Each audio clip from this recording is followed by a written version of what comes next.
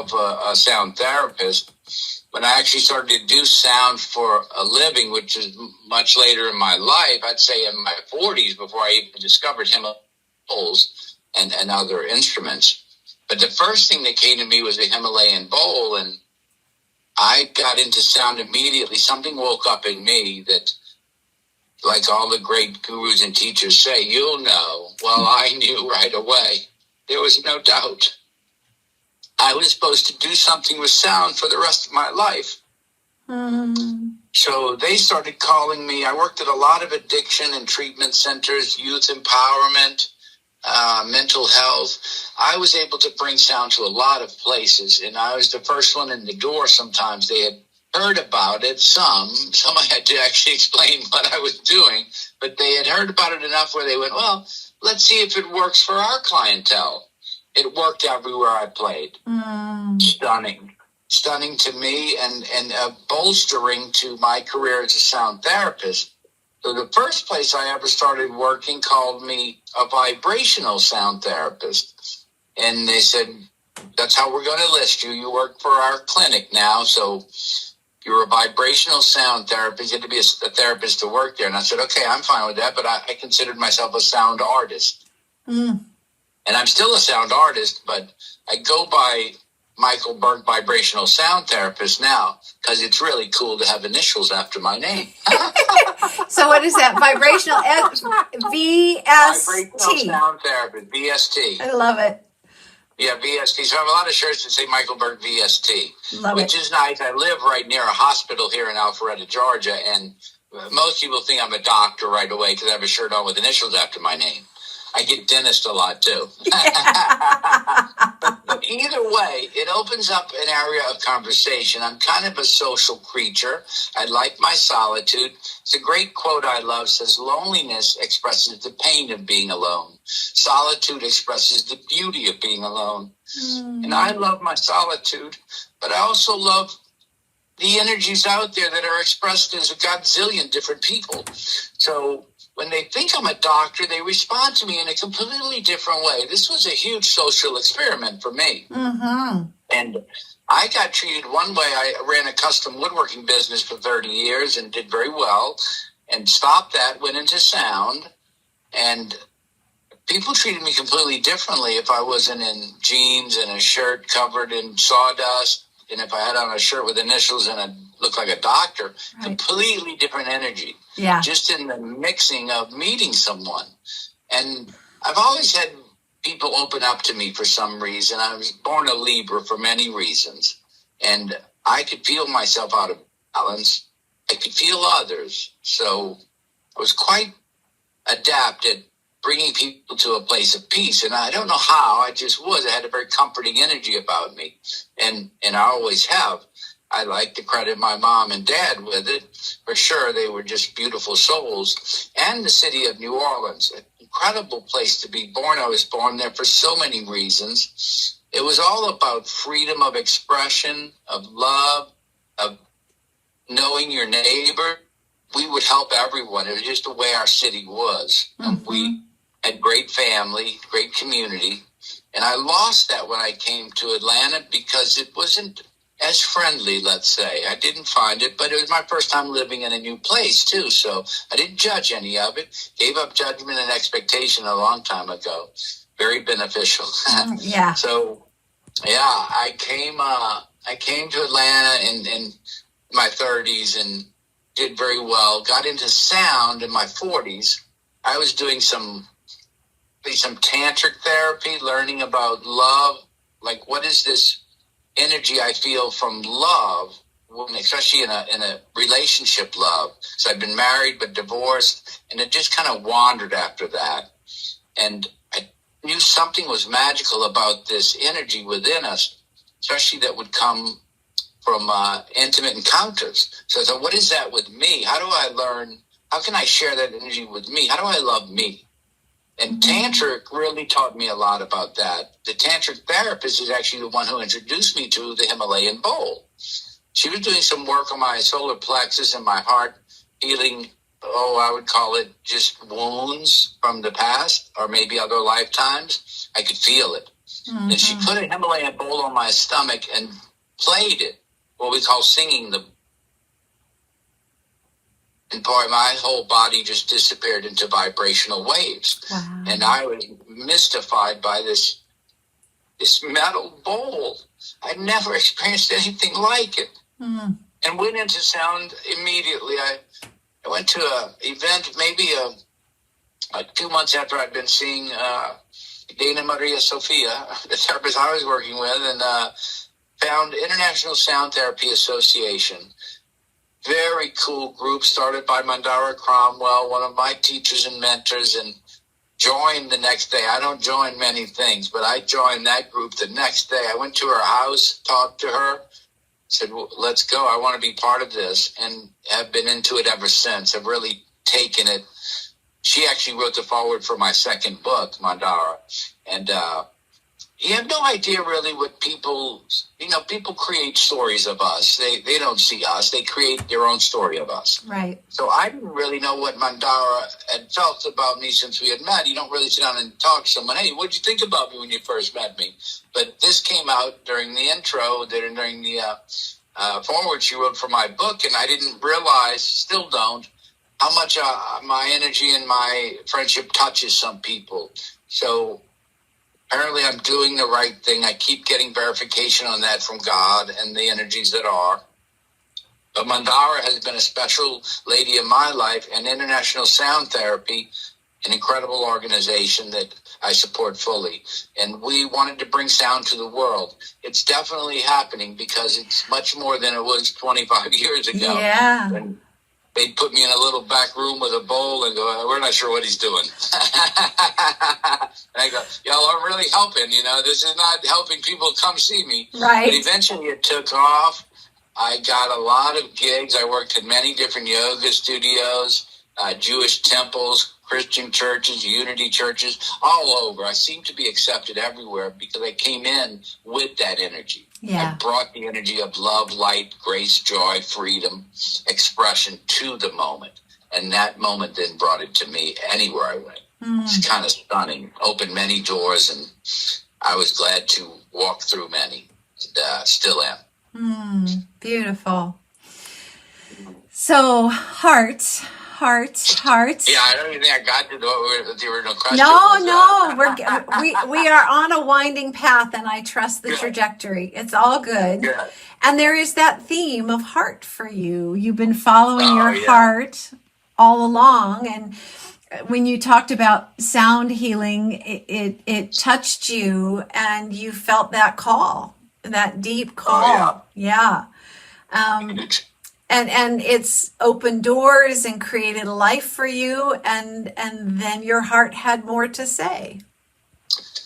Yes, it did. And I've always been a heart-centered therapist, so when I had some issues with my heart at 63, I'm 63 now, but right in August of 22, I was about a month before turning 63. Now, I've been very excited about turning 63. I knew it was a magical year. I've been very attached to 369, the whole energies around those numbers. And then the information I'd read about Tesla and his take on it just broadened my perception of the power of 369, the power of the energetic flow of that. And I've always been attracted to the cosmic flow, the more, let's just call it beyond. Yeah. I used to like to call myself Captain Beyond because whatever you wanted, I wanted to go beyond that. Yeah. It's a great print, I think, from the 12th century where it looks like the whole universe, and the guy's like poking his head out the very edge, thinking, and this can't be it. There must be There's more. Yeah. Yeah. So I was that guy for sure. And I hit 60, almost 63. I'm in the hospital. Crazy. Did not see how I didn't think I'd be in the hospital at 63. And then they told me I was dying. Doctors, nurses, everyone there, people that were supposedly helping me. And I think they were. They were doing their best to help me in the moment. But they were going with the information of the doctors. And many of them talked to the doctors more than I did because I was kind of out of it. And they kept pumping me full of a lot of drugs, which I don't particularly care for. I don't like medicated stuff, but they helped save my life. I credit them with that for sure. Something was going on and I needed some help. This happy marriage, such a Libra, this happy marriage of Western medicine and my Eastern beliefs had come full tilt. It was definitely happening. I could not get out of the hospital. The scariest thing was I thought I was going to wake up and they would have taken my heart while I was sleeping and given me a new heart. I really didn't have much control. And I know never been a control freak, but I like to be present to decisions made in my life. And I felt I was out of it in the hospital. It was very scary. And I got a little shooken up, and I think I started to believe a little while that I was going to die because it was just surrounding me. So, great dream of Jesus. One night we usually dance and we laugh and we have a lot of fun. This was a very serious dream, and he stepped in and said very clearly that I had to get out of the hospital. He goes, you got to get out of this hospital to heal. And I have this amazing sound chair that I use quite a bit. First thing I had him bring to assisted living. But I was a huge fan of sound. I knew from the information I received in my conversations with Jesus, and then I say dreams of God, but I say it as a synesthesist. It's everything. I smell it, I taste it, I hear it, I feel it. When I say I heard God say something, I might have seen it as a leaf falling from a tree. It doesn't matter how it appears to me. When I interpreted it inside of my body, it was a message from God, which everything is. So I knew I had to get out of the hospital and get into somewhere where I could heal. I felt that was my home. They wouldn't let me go home. They said, well, you're weak. They had me on oxygen. I was in a wheelchair. I mean, it really looked like I was dying. And I didn't look good. I didn't feel good. I was very weak. Everything hurt. And I didn't think giving me a new heart was going to do anything. It's going to put me on medicine the rest of my life. And what if my body doesn't accept it? We're creating a whole plethora of danger. My heart wants to stay in my body. It wants me to pay attention to it. It's very clear that I had not loved myself enough. It's just true. And I was doing a pretty good job. And God kept telling me, I didn't send you there to do a pretty good job, you idiot. And my God called me an idiot. I didn't mind. He got my attention. My God curses at me, and my God called me names. He goes, Mike, doing a fantastic job, but you're kind of floating through it. You know, you got this gravy job. You're getting paid good to do sound. You just party, you hang out with friends. You're not expressing your full gifts. I was always told the only true sin is to not use the gifts you're given. And I was not. I was not using them to the full expression of the gifts. No doubt about it. I felt it clearly when I had my dream of God. And when I looked at it, you know, very seriously in my life, especially laying in a hospital with stuff coming out of you thinking you're going to die in 2 weeks. I go, boy, I did not do the best I could. I did okay. And that's not what I'm here for. Yeah. Clear as a bell, not what I'm here for. I'm supposed to shine. So funny, my first book has a lot of poems that I seem to be living now, but I wrote them 20, 30 years ago. So I'm an artist who's definitely creating before I actually experience it, but I can write about it through poetry. It's kind of magical. And the first poem in my book is about shining to your fullest. It's called Echo of Light, and it's just about, I only know one way to shine, so I shine ever so bright. Well, I was shining bright and doing well, and people loved me, and we're having a good time. I had a lot of gigs, jobs all over. I was just signing couple of new contracts when I went in the hospital, so I wasn't about to slow down. And the universe was like, slow down. You're doing way too much, and you're not doing it to your full capability. Do less and do more, a dedication of full spirit, full God in it. And now that's what I'm doing, but it came as this miraculous illness, heart trouble, that shook me. It shook the shit out of me. I was scared.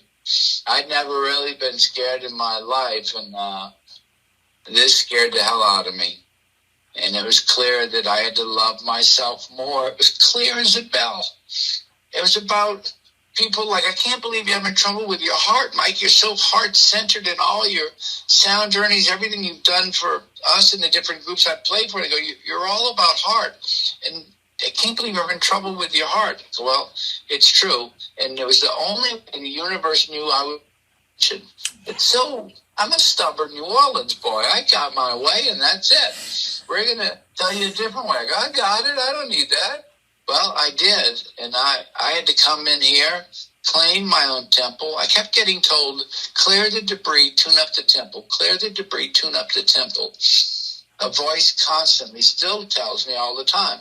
And that's what I'm doing. I'm clearing the debris and tuning up the temple for as many as I can get to. And it told me to do it and just do it for as many as I could get to, fully involved. Ask energies before you start. Get those in line, lined up with whoever's coming, do the work on them full, and then rest. I was supposed to sleep, and I was supposed to make sound and rest. Very clear, because when I got out of assisted living, the only thing left in my home, they had cleared it out. They were getting ready to sell it. Wow. Only thing left in my home was my instruments, my music stuff, and my bedroom. So God's good at hiding messages, but this one wasn't hidden at all. Not at all. I was supposed to rest and make music. There's no doubt about it. So that's all I do now. Wow. And rest came very clear to me. I wouldn't do it. I didn't do it. I had never really taken time off. I never had a job I wanted to take time off from. I liked what I did all my life, but I pushed it way hard. I did not balance. I was a Libra way out of balance. So now I'm tuning up the debris for as many as possible. But first it had to be, and clearly I was out of balance, and I'm just glad I was able to recognize that and realize it. And thank God they didn't sell my home, because I love my house, and I've now made it into a temple. I was told, build a temple, build it and they will come kind of right. I love that Kevin Costner movie, but build it and they will come. Well, I have built it and they are coming, and I was told, clear the debris, tune up the temple, and not to charge any money. Because I questioned that one. I went like that. What was that last part, And I haven't charged a thing since I started, maybe 6 months ago, and I'm doing just fine. People that have money, give me money. People that don't have money, come receive the gifts. It balances out. And I encourage them to do for others. When it comes a time when you have money, you give money. But right now you don't, so you receive. This is the balancing part. Sometimes you're going to feel out of balance, but you're reaching balance. I don't know if balance is actually something we achieve. It's something we're constantly searching for. Right. And sometimes balance to me is, it takes two until it doesn't. And then you realize, oh my God, it was about me being in balance. And then the things in my life appear to me as balance. But if I constantly am out of balance, I'm going to attract what's out of balance. So Michael, can I jump in? There's a piece here that I've been wanting to bring into these conversations, and it's the spirit of Ayni, Ayni, which is Quechua for sacred reciprocity. And when I left behind a very lucrative career on stage as a speaker, I was at the top of my game. I was making really good money, and my life crashed. I didn't have a heart defect situation, but I ended up going through a major reboot on my life, and I kept hearing, I am abundance. I am abundance. You are abundance. You are abundance. You do not need to worry about money. That is not your karmic story this time through. Let it go and move into Ayni. Allow people to pay what they can pay and let go. And when I first sort of let my CFO of our little company, my husband, know of this shift in my awareness, it was like we're being invited into the new story of grace and abundance, and we cannot get there if we are not willing to go all in on that truth. And there are some of us that are just being called to it sooner than others. And so I totally get what you're saying about the gift. At times we are here to be a conduit for the transfer of goodwill and the transfer of sacred reciprocity from one person to another. The bank of trust is who we have become, this place. So I honor and I see you, and keep going, keep talking. Thank you. Well, so how's your heart now? How is your heart? Well, my heart seems okay. They still say it's weak. I had an EKG, I think they call it. EKG. 2 weeks ago. The doctor, I call her a doctor, she constantly corrects me and says she's a nurse practitioner. And I said, well, you're a doctor as far as I'm concerned, because that's the woman I see almost every time. The doctor that used to see me in the hospital are out of it. I don't really talk to them. And once I decided I didn't want a heart transplant, I was switched over to a whole new team. Yeah, they don't know what to do with you because you're not following the You're choosing to die. And I said, I'm not choosing to die. I'm choosing to live in my own way.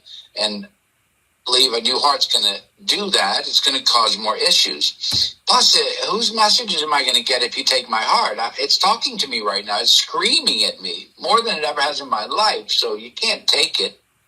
But I was switched over to a whole new crew, eventually handed over to, this nurse practitioner who I really like. I think she's wonderful, and that's who's been mostly the doctor. I'm just going to call her the doctor I've been dealing with.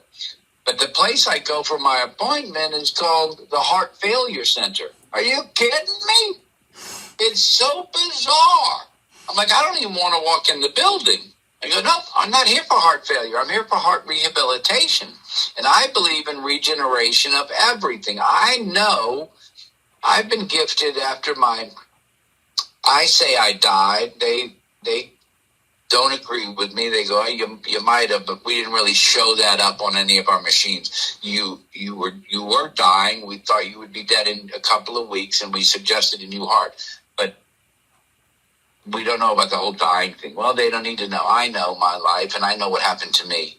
I died several times. I woke up gasping for breath in the hospital, in assisted living, and here at my house until I didn't. Now I have this new energy vision. I can see inside of my body, and I was able to clear. It felt to me like a massive highway system that I was seeing for the first time, and I had no idea where to go on it. It went everywhere, but some of the parts were clogged, some were oily, some were debris. Stuff was just there, and I understood clearing the debris. So I'm going to clear the debris through every highway that runs my system. This temple I'm in needs a tributary everywhere. So I power washed everything with cosmic energy. I just system, and everything flowed smooth, flowed clear. My test showed up better. This last EKG, they said, well, it shows improvement, but we don't know how that happened. I'm telling you how it happened. It happened with faith and love and joy and regeneration. And quantum healing. Yeah. Yeah, why do you not believe me? And then were you shocked that the tests look better? People do improve. But I kept thinking, boy, if somebody didn't have the faith and the belief I have, they'd have died in 2 weeks because they were told they were going to die in 2 weeks, and nobody supported them other than that. Right. And so I would not go for that. So I cleaned it out, regenerated. They told me some stuff was non-viable. I love it. They go, you have some things near your heart, some major things coming in and out of your heart that are non-viable. They just they'll never come back. This is where I have an issue. I do not believe you, but thank you once again for your field report. I think I can regenerate that, especially now you've shown me a picture. Yeah. That's my heart. That's what's clogged, this huge thing. Let's open that up. Let me start working on that. Sir, you can do all you want, but once it's gone, it's gone. Okay. Once again, I don't agree with that. And that's where it has improved. They're like, well, it's shown improvement. Watch me. This just happened 9 months and 40 days ago. So interesting that I'm talking to you on 40 days. 40 days is a very powerful time and any kind of biblical reference. And I feel like I was born 40 days ago. I feel like a newborn. I happen to have my life, and I'm 63 living, but memory was wiped out, basically. My brain was wiped out. Like, everything was cleared. I died many times throughout the last 9 months to different parts of me. I had to die many times. I didn't just die and went into death. When I felt I was what they would say dead, it was beautiful. I had the whole vision of white light, golden meadows, just joy, pure love. And I was never really given a choice of stay or go. It was like I knew I was there, but I knew I wasn't staying. I was shown it for many reasons. But I wasn't showing all of it because parts of me were blocked. I couldn't see it all. It wasn't that it wasn't shown to me.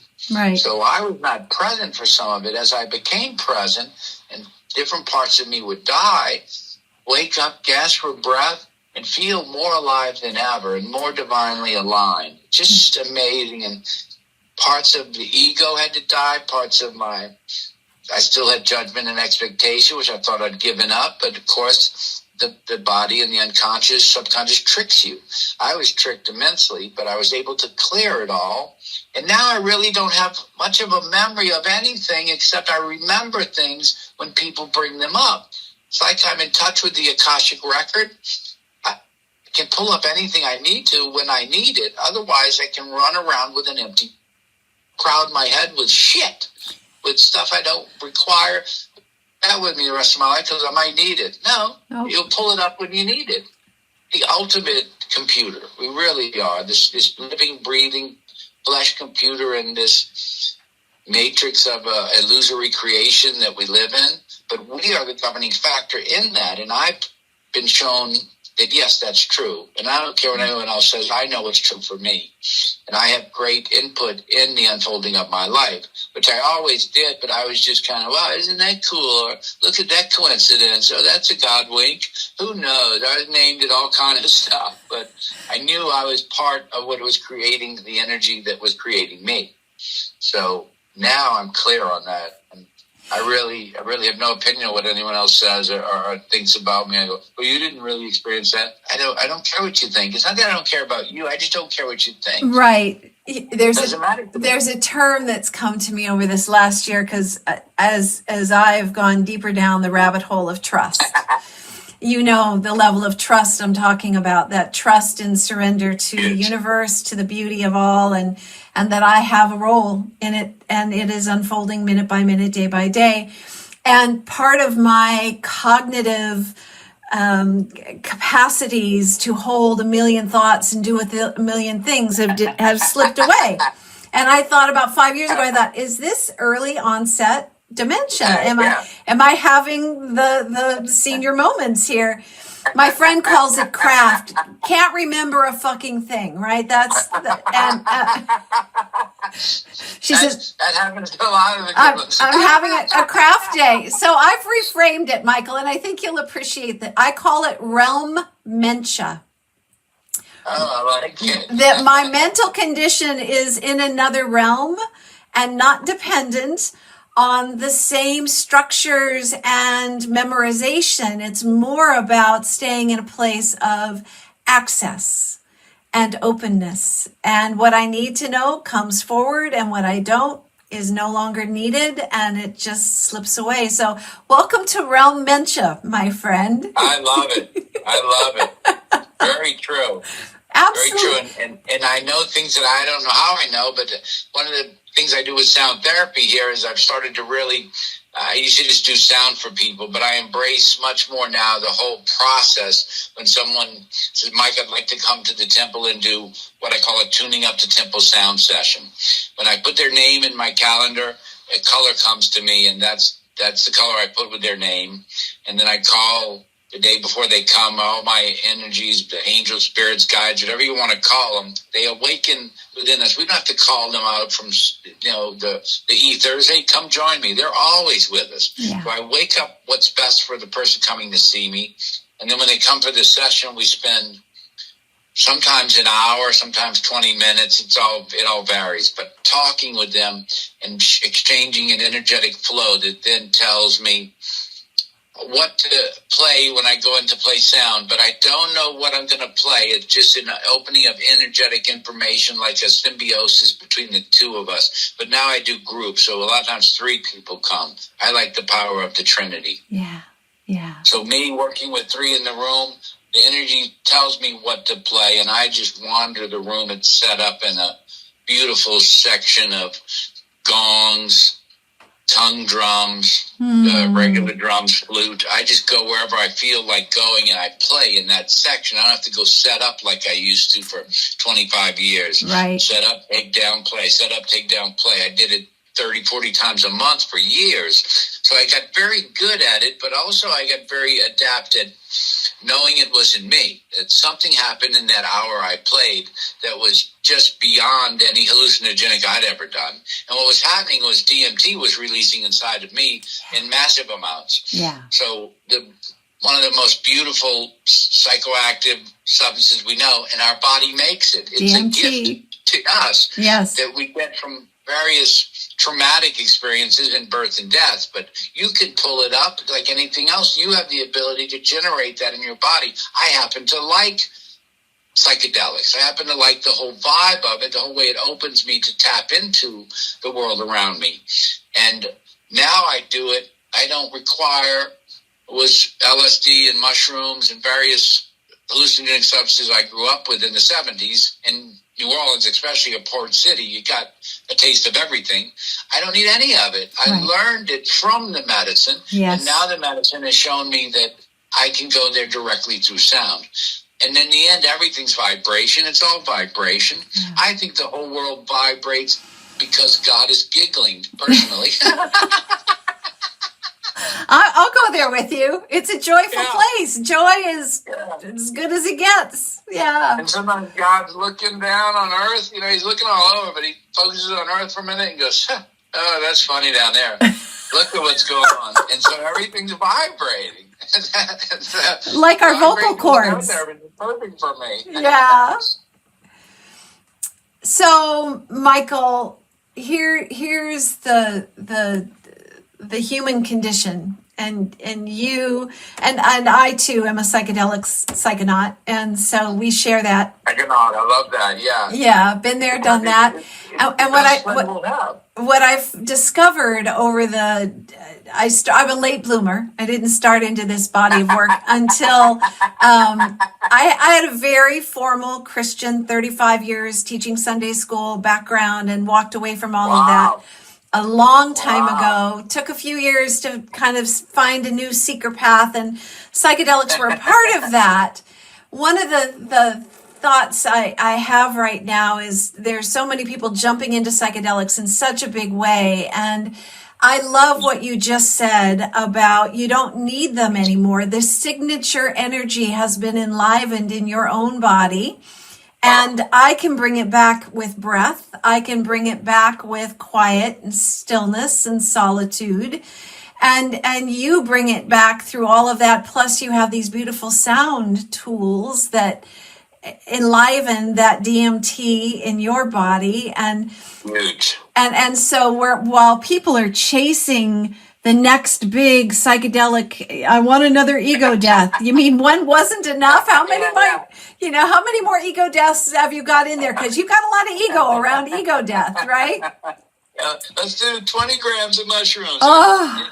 Yeah, 20's not going to do you any different than 3. Okay, you're wasting it now. Right, exactly. You don't get more by more. It doesn't work that way. It does not. And so the plants are showing us, and this is a big piece of my work, is less is more. And to become more attuned to the vibrational opening that they provide. And once you have mapped that in your own body, you don't need as much medicine. And over time, you don't need any. And that feels like I agree with you. What the plants are here to show us, not the next big experience. Although a day of Jojima with a group of beautiful humans is still a yummy day. But that's a happy marriage of all of it. All of it, community and communing with the plants. It all feels yummy. And I believe that what it's teaching us is what is the vibrational field of potentiality that if we could all sit in that space together, we could co-create, quantum engineer heaven on earth. Like to get a taste of it is all we need to remember what we are. Does that fit with your thinking? That's what we're doing now. That's what you're doing now with this podcast. Is this a podcast? It's turning into something. I'm letting it unfold. Yeah. Yeah, we have that ability now. We're the I like to think of it as the in construction you have to have a foundation, a framing, and then everything gets built around that. But you have to have a beginning somewhere. We are at the beginning of that. I feel that. I do too. We're forming this sacred foundation for a new Earth, let's call it. But it's basically a new wave that started coming in the age of Aquarius. But it's a transitionary thing. It doesn't just happen overnight. We're in that phase of the old is dying out, the new is coming in. And we're so fortunate and so blessed to be alive at this time and be part of this. And to be knowledgeable about it. Say, I know I'm present for this. Present moment consciousness is the most divine present I was given from my recent experience. Most beneficial energy and present moment consciousness for the most benevolent outcome of all life, because all life is interconnected and everything is vibrating together to make this beautiful symphony of sound. And what we can do in this moment is the best we can do. Fourth agreement, always do your best. Yeah.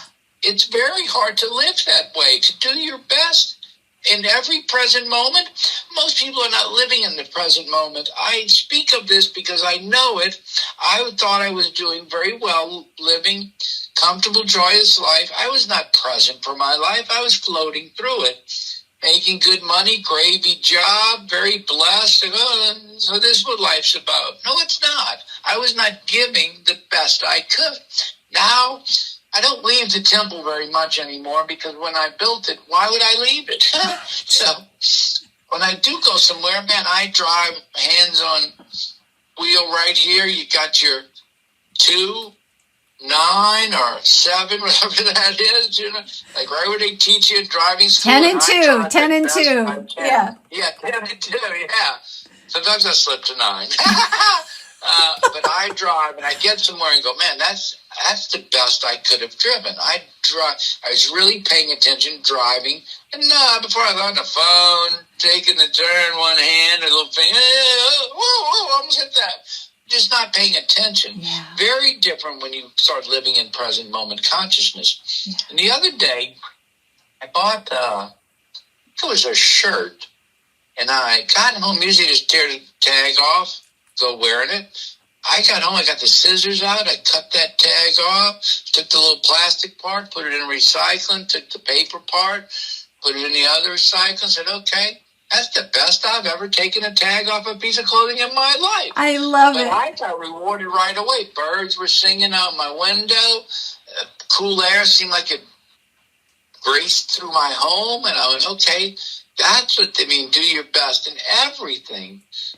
I remember reading that book and saying, hey, you don't have to do everything to your best. Like, are you brushing your teeth to the best of your ability? Well, not every night. Well, then you're giving away part of your grace. That's not a good way to live. Now I'm very conscious of everything I do, and it has changed everything, and you got to go slow. Another message I kept getting constantly when I was coming to my hospital thing in assisted living was slow down. Yeah. And I had no choice because I had to. I was in wheelchair, oxygen on, basically being told I was dying. I thought, well, I'll just let people wheel me around. It was slow. I got used to it. I was not good at going slow. I rushed through 63 years of life. Didn't realize. I thought I'd miss something, and I can't go slow. I'll miss something. Right. Oh, bullshit. Yeah. So I slowed down now, and Reverend Richard the other day told me, he said, Mike, it just takes you forever to do anything. I go, I know. Isn't that fun? I want to go fast. Go ahead, I'll catch up. But I am not speeding up. I'm supposed to be going slow, and sometimes so many gifts are in each step. A billion new parts of information come in that next step. So I'm going to be a minute here. before I take another step. I love that. Oh, it's fucking fabulous. It's stunning. We hear the word to live in ceremony. It feels that intentional, that aware, that present to the moment. To live in ceremony, to create a life of ceremony is what you're doing. I love that. Yeah. I love that. Yeah. We do that quite a bit. We still here with the church we formed, and psilocybin is one of the sacraments we use for part of our growth. But like we said, once you get there, you don't need it. The medicine will open the door. Right. And it's up to you to walk through and what you find there. That's medicine's right. not going to go any further than the medicine already knows. It doesn't have to do anything. So right. I like ceremony. We call it ceremony. And the doctors had some issues with that when I was in the hospital. I was very honest. I'm not a liar, and I like honesty, always have. And I said, they go, well, do you do any drugs? And I go, well, I do what you would call drugs, but I call it medicine. I do ceremony monthly with psilocybin and various substances. And I go, okay, we'd really rather you not do that while we're treating you, because we don't know how our medicine interacts with yours. I go, okay, I respect that. As long as I'm here, I won't do it. But as soon as I get out, I'm going back to my medicine because I'd like to get off of yours. Yeah. So we found a happy medium, and I actually had them calling it ceremony at the end. It was fun. They'd come in and they go, Mike, are you thinking about ceremony today? And I go, I am. I go, okay, well, you're not going to do it, huh? I go, not yet, no, but it's in my presence, okay? I think about it. And I have very good friends who are like, who brings them to the hospital? No. The bad idea. Don't do that. Right. That's when I had very big revelations about who was a real friend and who was what we call a fair weather friend. And also, I believed everyone in the communities I was in were just gloriously enlightened, beautiful beings. Not so true. Everyone has their own story, and I had kind of blindly went into I just trusted everyone as well. I just love you and I trust you.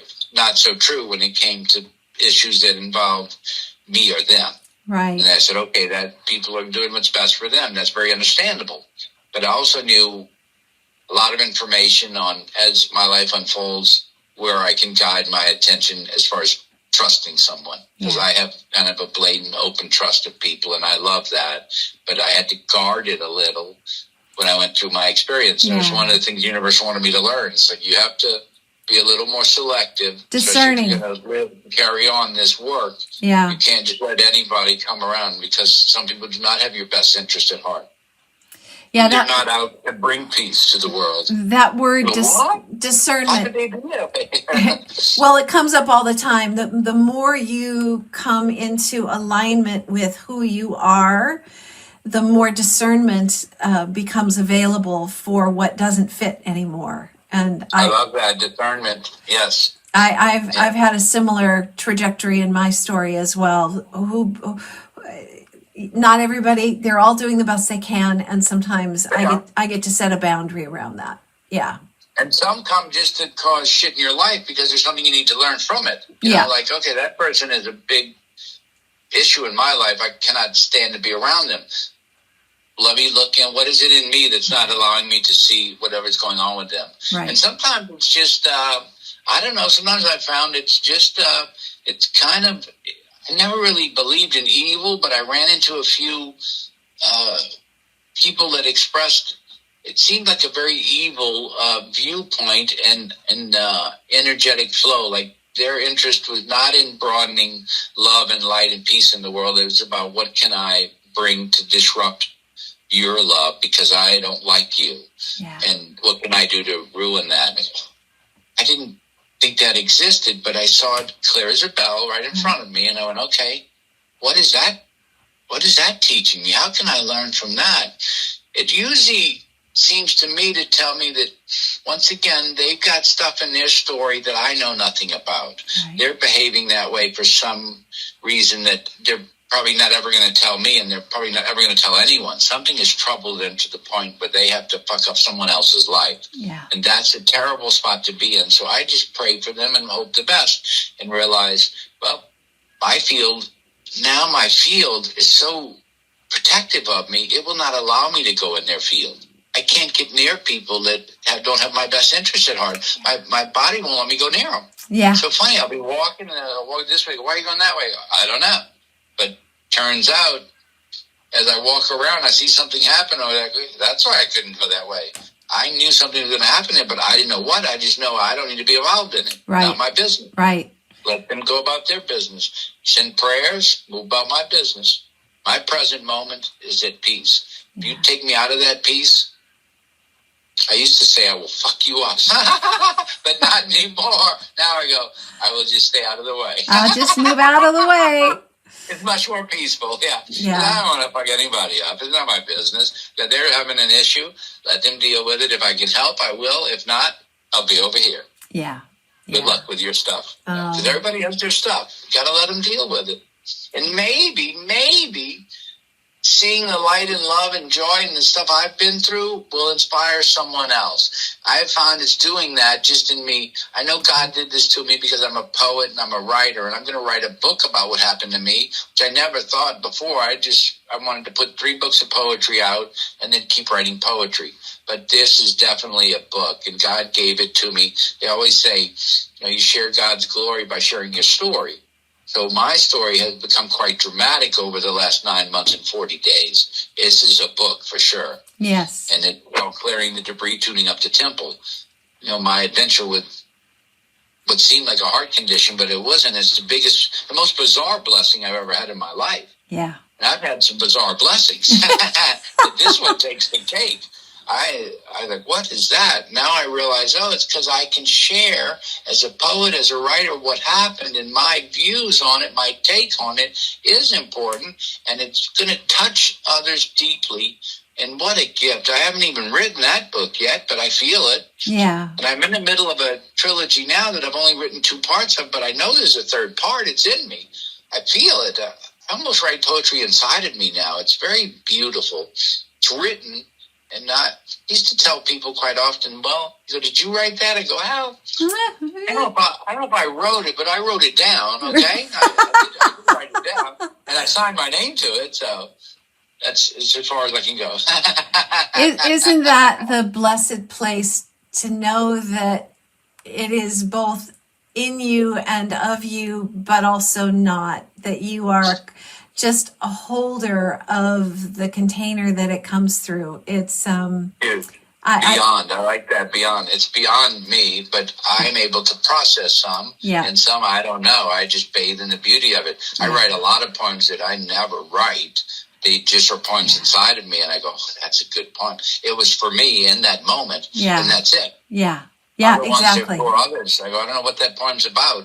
And sooner or later, someone will come and they go, hey, Mike, this particular poem in your book, it spoke directly to me. And I go, that must be why I wrote it. Because I don't know what that particular one means. I don't know. Yeah. But now it makes sense. How would I know? That's beyond. It's beyond me. But I'm definitely a messenger, a channel, a blessed individual to be able to share and do this. And I always felt, I was born the same day as Rumi. There's a lot going on with that, too.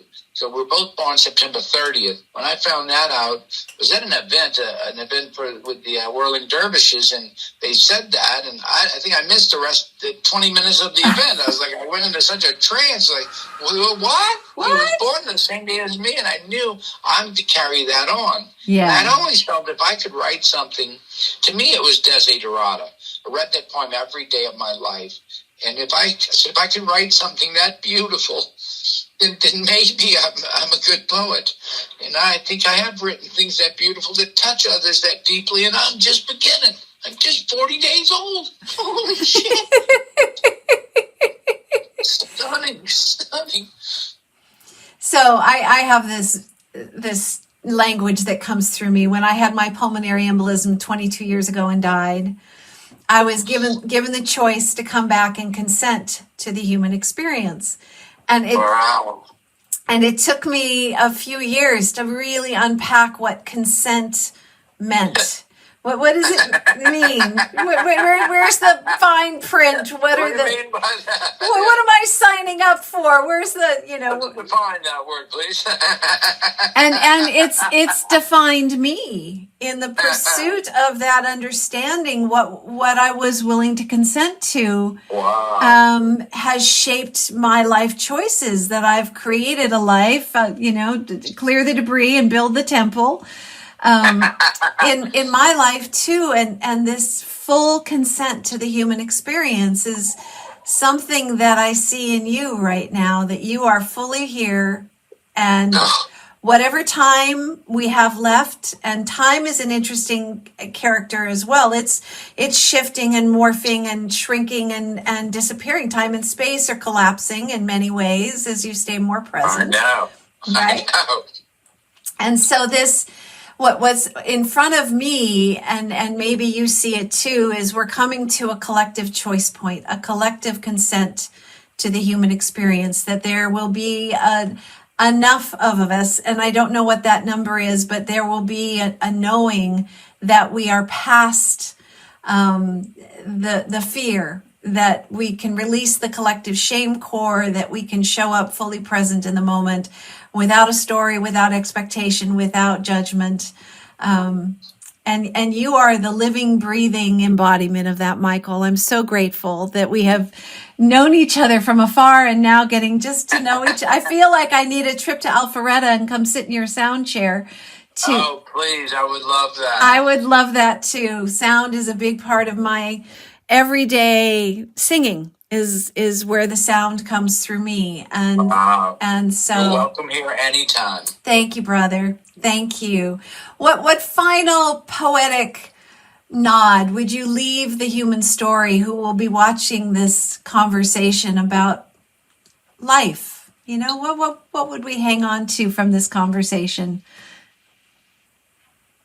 Oh, I think you should grasp. Let's not say should. Invitation. Yeah, invitation to you claim your divinity, open up to the powers that truly create you. You are created in the image of the divine, which is not some old man living in the sky. It's a gathering of masculine and feminine energies that expresses itself as the divine in all of us. I don't care how we appear. That's just a suit we run around in. Right. But the essence of us, the truth, or what the truth of Namaste actually means, is that light, that spirit that is in you is the same that's in me. I don't care how we couch it or dress it up. Right. So take that divinity, claim it, be a part of it. It's asking you are here as a gift, to take that first breath. When your song comes to life as a human, this is a great gift. So we're given our song in the womb, and in the womb, everything's taken care of. You hear, imagine what you're hearing. You're not actually defining sounds. You are sound. You are the vibrations you hear, and everything's taken care of. That heartbeat from your mother, the blood flowing through her veins, everything is fed to you as this energetic flow. Well, it still comes through as your song all your life. Yeah. So most of us, like any instrument made by a master, which we are definitely created from a master, we go out of tune, just like any great instrument. We're not sick, we're not ill, we're out of tune. Mm-hmm. And so I've been told to help tune up the temple, and I know what it did for me. It helped me heal from it's actually dying, and everyone around told me that, but I knew I wasn't. I had gone seriously out of tune, and being a sound therapist, it just got right by me, because I was like, no, not me. That's ego. So many things mixed into my deaths. I had to die to all of that. Yeah. But the parts that were left, that were hanging on, that were critical, it's like that little, as a carpenter, we think, how can that still be up? There's only one little nail left. Well, that one little nail was the strength that carried the whole thing. Right. So same with us. We're these beings that are graced with the divine presence within us, but we hold it out of the way. We don't allow it to fully come through most of the time, because we don't believe we're entitled to it. We just don't have a belief in us. So yes. Why me? Yes. But I had to go through that you. I said, boy, I had a dream that I was one of the disciples with Christ wandering around, and a lady did a reading on me, and she goes, well, you weren't, I don't get one of the disciples, but you were alive in that time, and you were one of the followers of that. So that made sense to me, and I like getting readings from different energetic workers because they're always fascinating. Yeah, some of it's clarification, some of it's just a way I never would have, so I never saw that. Right. Glad I came to see you. Yeah. What an interesting way to look at it. And it's the universe each time bringing someone to me to give me that message. We don't meet anyone by accident. And we don't. We signed contracts a long time ago that people would do these things for us. So the lady that really caused some trouble in my recovery signed a contract with me a long time ago. And I'm sure we were great friends. And we signed it, and she goes, this is not going to look pretty on earth when I do it. Oh, it'll be fine. Don't worry. I know you love me. But I didn't remember it at the time. I was like, what the fuck are you doing? Right. I don't know. Yeah. Okay, this is a great learning opportunity for me. So always be aware of the lessons coming your way. They're everywhere. Yes. And we get messages from ants, birds, crickets, big animals, little animals, the wind. I write poetry through the wind now. I needed a stanza the other day, and I just sat on my porch, and I allowed the wind to bring the words to me. It was so beautiful. I didn't have the last line, and there it was. There it was. Beautiful, yeah. Michael, I'm feeling called to sing a song to you as we close this session out today. Is that okay? You give so much to others, can I? I would love it. This came on the wind. Thank you.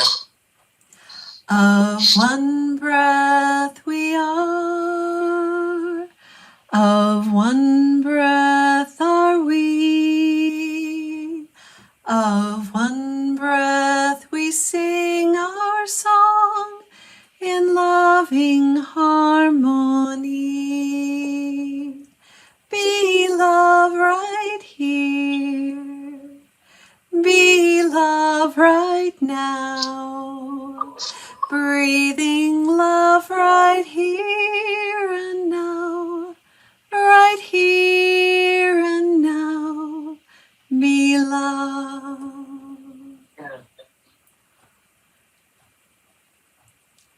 May it be so. Sounded beautiful over here. Thank you. Felt it in here. Yeah. Yeah. Thank you, Michael Murphy Burke. Love you, brother. Very welcome, Edie Osborne. I love you.